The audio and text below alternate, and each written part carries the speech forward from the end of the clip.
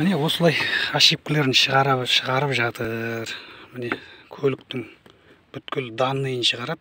Міне моделіне дейін, марка номерлеріне дейін. Информация, мына параметр, температура, охлаждение жеткіз дейді, 78. Тошыны көрсетіп тұр ғой, бәрі затын. Не керек? Бәрін көрсетіп тұр. Ошибкасы міне. Сыброс жасадық, сыброс жасағанмен жаңа екінші, үшінші ошибка кетті. Мына біріншісі қайта шығып тұр. Бұның датчигін қарау керек. Демек, судың датчигін көрсетіп тұр маған. Бұны көлікті ашып полный қарау керек. Міне параметрі мынау.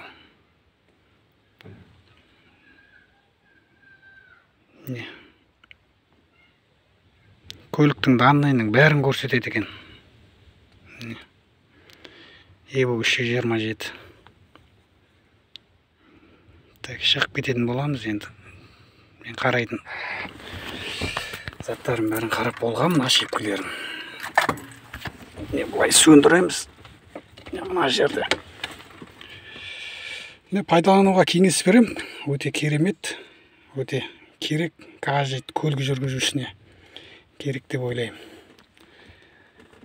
Каждый компьютерге салып 5000, 6000, 7000 бергеннен электриктерге, автоэлектриктерге өздерің осыны сатып алып пайдалансаңдар жақсы болады. Алып жатсаңдар игіліктеріңе пайдаланың.